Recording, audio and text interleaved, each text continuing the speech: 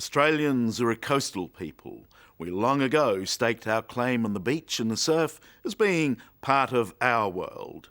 So when surfer Brad Smith was taken by a shark last week at Gracetown in Western Australia, our sense of security was shaken.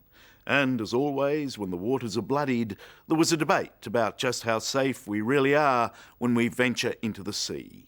There were renewed calls for sharks to be hunted, not protected. And frightening encounters were remembered, chilling and compelling, first-hand accounts from victims who survived the frenzy of a shark attack.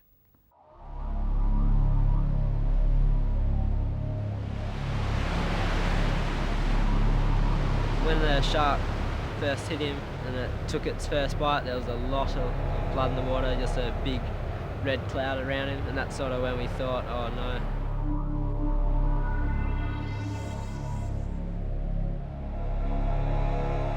I think they're beautiful. You know, to me, they're an incredible, perfect piece of evolution, a beautiful shape, wonderful to look at, but they do have an unfortunate habit of eating people. Mr. Smith was killed. Experts have confirmed reports 2 sharks were The beaches around involved. Gracetown remain closed. When sharks attack, the Australian media goes into its own feeding frenzy. Teeth marks on Brad's surfboard. There's always been a horror and a fascination. 15-year-old Shannon Ainsley's tussle with the killer shark. Humans are predated. The natural order of our world seems to be turned upside down. Oh my God. We want to be the top banana. That's the way we are. We've made ourselves the top banana. We've made ourselves the top of the food chain. The sea is probably it is the only place left on the planet where we're not. And when we step into the water from the beach, we move that rung down on the food chain. Marine biologist Dr. Mark Meakin from the Australian Institute of Marine Science is one of our leading shark experts. On the beach at Gracetown in Western Australia this week, he surveys the scene of the latest fatality. Oh, this is the spot. You're a surfer? Would you go in there? Not for $1 million. Really? No. There are things you can do to lower your chances and raise your chances. Going out there now is definitely raising your chances. Hungry sharks have been spotted out here. That's not a place where I'd go surfing. It's the overcast sky, it's the grey, leaden sort of surface of the sea there. Great time for a shark to mistake you for a seal. Getting in the water at this time of day under these sorts of conditions where you know there are great white sharks about, maybe not the smartest thing to do. It's a calculated risk, and for so much fun, not bad odds. On average, over the last 2 centuries, only 1 Australian a year is taken by sharks. Besides, for surfers like Brad Smith, nothing would keep them out of the water. He come down, he was 11. According to his parents, Jenny and Ian, he died this week doing the thing he lived for. He was one of those surfing blokes for whom surfing was really the career. That was his life. And the job was just something. Yeah. That's right, he had to have the money, so he did sort of 6 months' work, so to speak.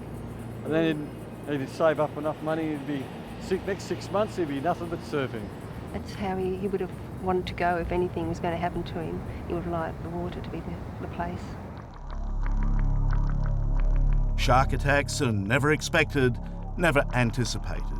They are a primitive force from the deep dark, from beyond the periphery, leaving death and disbelief in their wake. There's no malicious intent in these sharks. They're simply trying to get a meal. A surfer on his board, silhouetted against the sky at the surface, looks very much like a seal. It was clear that he was still fighting it. Yeah, he was giving it a good go, like really just trying to hit it, but it was quite futile. Trying to punch the shark and trying to get the shark off him as much as he could, but it was just such a huge shark that I don't know, it didn't really stand a chance, sort of. Gracetown teenagers Cameron Rowe and Mitch Campbell were in the water close to where Brad Smith was attacked by, these witnesses say, not 1 but 2 sharks. Really straight after the shark It was like after they like stopped mauling him and they disappeared, you could just see him like lying face down in the water like that.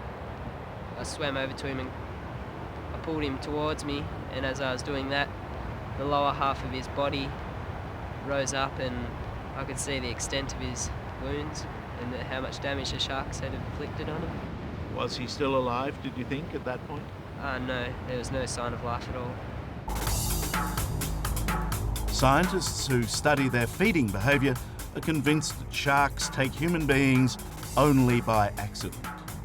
But in many cases, they mistake the dark silhouette of a wet-suited surfer riding the waves for a basking seal. The shark has made a mistake. It isn't intending to eat surfers. What use is it for a shark to try and digest fiberglass and polystyrene foam? It doesn't want to. It wants a nice, juicy, fat-filled seal. Dr. Meakin reckons it's simple biology. The calorie count just doesn't add up. It's like you or I eating lettuce. It looks great on a salad bar, but it doesn't actually provide much nutrition. The sharks are really after things that have big fat blubber layers around them, like seals or whales or dolphins. That's what they really want to eat. They're really only getting these guys by mistake. So in as much as a shark does much thinking about these things, it considers, oh, I've gone wrong here. Quite possibly. I mean, the only way the shark can actually test anything to see whether it's edible or not is to bite it. It's not a very nice feeling at all to be hunted. It's not nice at all. But the feeling of getting eaten alive, it was, like I said, I've never experienced anything like it before, and I really hope to never experience it again. 4 years ago, in South Australian waters, Anthony Hayes and his best mate Steve Thomas were attacked while surfing. Bit Anthony once, came back and bit Anthony twice when we tried to fight it together. And then we had about 10 seconds to try and collect ourselves, and it came back a third time. And then it came at me a fourth time, and it actually tried against one more time at Anthony's. It actually came back 5 times in total, which was amazing. Their story is straight out of Jaws. Contrary to what scientists tell us about shark behaviour, this great white gave every impression of being the kind of malevolent man-eater that should really only exist in fiction. I thought after the first 2 attacks, or my first 2 bites, that was it. I'm going to get to shore now. And then it got me, as Steve said, halfway to shore. It came up and bit me across my left arm. And yeah, I thought I was away, but no, it disappeared again out of nowhere. An act of extraordinary courage by his mate probably saved Anthony when Steve turned the tables and attacked the shark. So I went round to the back of the shark and tried to sink my thumbs into its eye sockets, and I really got one of my thumbs in there and I felt it pop, and that did make the shark disappear back under the water. It never gave up until we finally got to the beach, and even on the beach I was looking for it because I'd have felt sure it would still be there looking for me.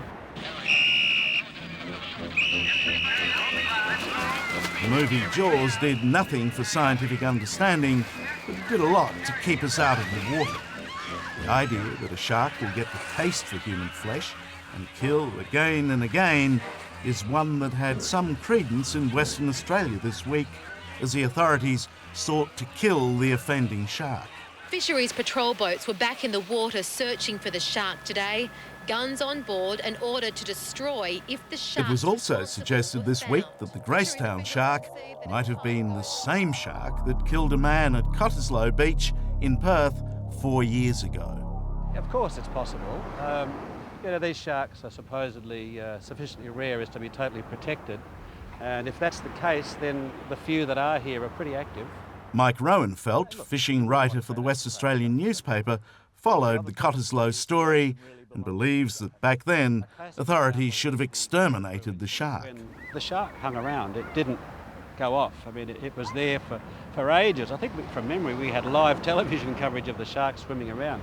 You'd say, take in a police marksman and take that fish out. Yeah. There's the shark that's just killed someone and attacked someone else, swimming around under your noses, and you want to pat it on the dorsal fin and wish it well.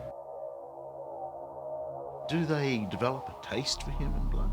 No, They can't. Simple shark physiology tells us that they can't.